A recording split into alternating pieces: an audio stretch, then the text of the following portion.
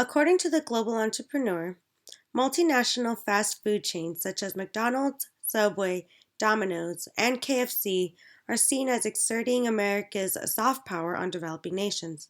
Their foreign delicacies are often alleged to be grabbing market share from indigenous food items, thus creating a fear of cultural displacement with respect to food.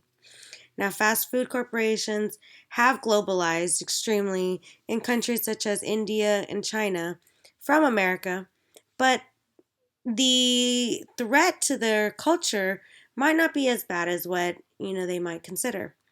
This slide here shows examples of how Dunkin' Donuts has actually completely changed their menu to adjust to the culture in India, and so has KFC, because unlike us with our meat and beef, they actually prefer, maybe chickens and different kind of spices on their donuts, which is displayed here. And it just shows that the fast food industry is not trying to change anything or cause any issues in these countries. They're just trying to spread their business, and they are adjusting to the local cultures. Yes, it might cause for competition towards mom and pop stores or smaller businesses, but it's not trying to overwhelm them and take over. It is just being a competitive market.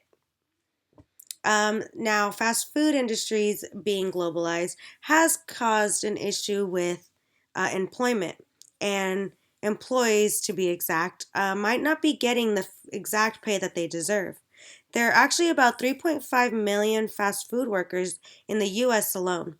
And in the US, they work for minimum wage, and they might not have medical benefits or the right to unionize, so turnover is extremely high.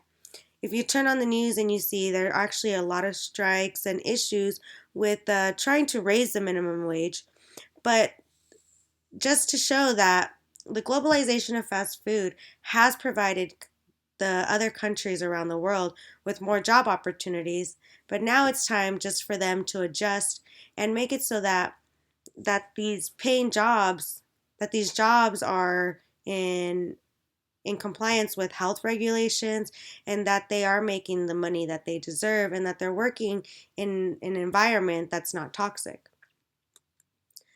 Another thing that globalization has done is that it doesn't really consider the animals, because fast food companies purchase such large portions now with all their businesses around the world that they've resulted to buying from factory farms.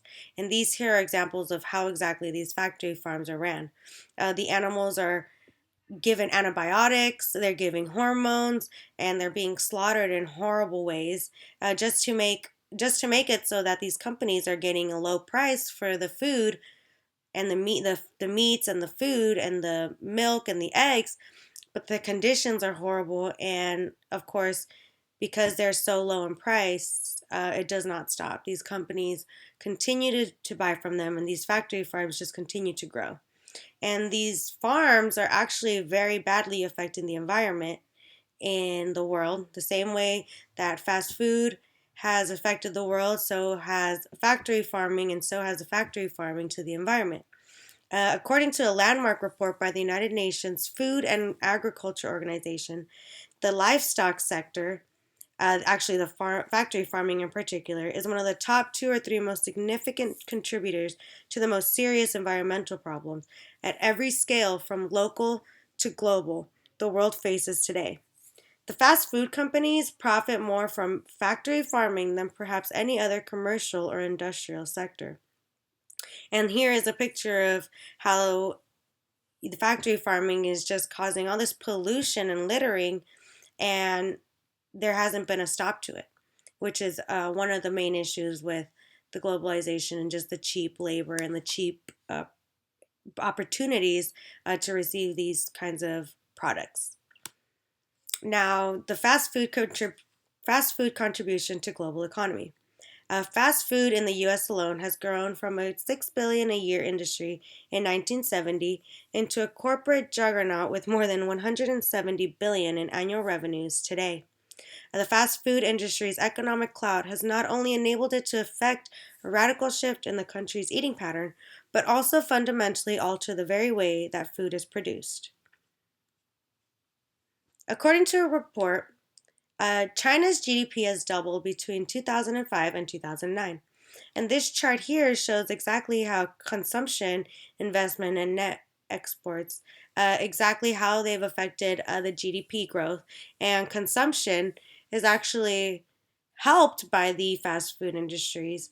So the economy for China has grown very well and has made a significant improvement from what it was before the fast food corporations came in.